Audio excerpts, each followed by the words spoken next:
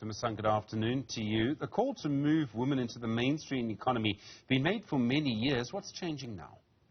Thanks, Stephen, and that is correct. As this time around, we are talking about empowering female entrepreneurs into supply chains in sectors including agriculture, aviation, farming, manufacturing and mining. Head of Enterprise and Supplier Development at Absa CIB, David Mparutsa, speaks to us now. Welcome and thank you so much for your time, David. Let's first unpack how crucial it is, if not long overdue, to tackle the funding gap for women entrepreneurs.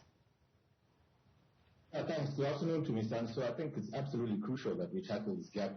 It's a $42 billion gap that's estimated at the moment for women entrepreneurs in business value chains. And I think it's a very critical task for us to tackle that.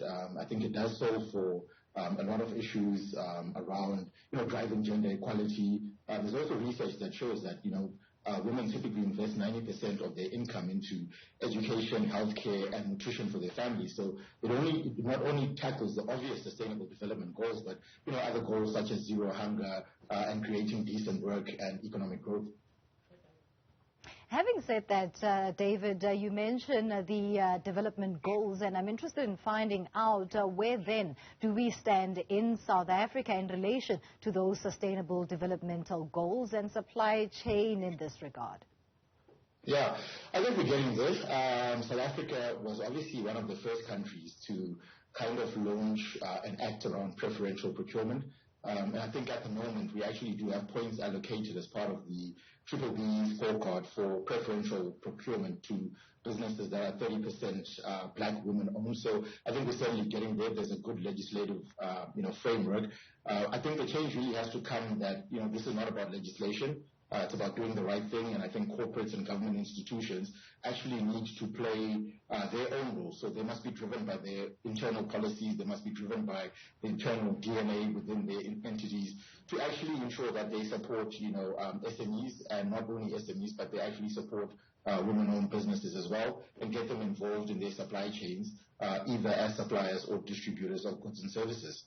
You spoke about legislation. I must ask about the developments of government policy, though, to meet with action from the private sector to ensure acceleration here. So government policies, they have already mentioned that, we've got the BBBE framework, which has been launched and has been running for quite some time. We do see corporates now, kind of playing quite an interested role to ensure that they do comply with the BBBE framework. But outside of South Africa, we're actually starting to see a rise in government policy in Kenya. For instance, you've got the access to government procurement opportunities that states that 30% of all government procurement must be ring-fenced for women, youth, and people with disabilities. So this is not only a South African story. I think it's across the continent. It's an absolutely imperative goal that we have to get right. It's also critical now as, we've had a lot of supply chain challenges. COVID caused a lot of supply chain challenges.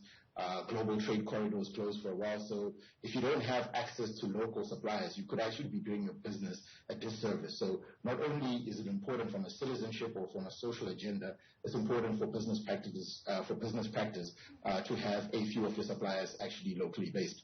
And the role of banks in this regard is also quite important. Talk to us about whether tailor-made solutions for women entrepreneurs are being developed and how far that pace is going. Yeah, 100% to me, the role of banks and financial institutions is absolutely critical. And under enterprise, and supply chain development, we sort of have three pillars, and access to markets is one. This is where, corporates and government institutions have to provide procurement opportunities for small and medium-sized entities, right? So once that's sorted out, the biggest challenge now becomes access to finance. Where we need to find innovative ways to finance, small and medium-sized entities and women-owned businesses. The biggest challenge to finance has traditionally been, lack of collateral. When you are accessing, bank financing, you typically need collateral, security, or a strong balance sheet to be able to access that finance. And we find a lot of small to medium-sized businesses don't have that strong enough balance sheet. So we really have to come up with, different solutions to be able to finance these entities that are not collateral or balance sheet based. And one of the ways we do that is cash flow lending. So we can finance you on the back of a purchase order or a contract or even an invoice.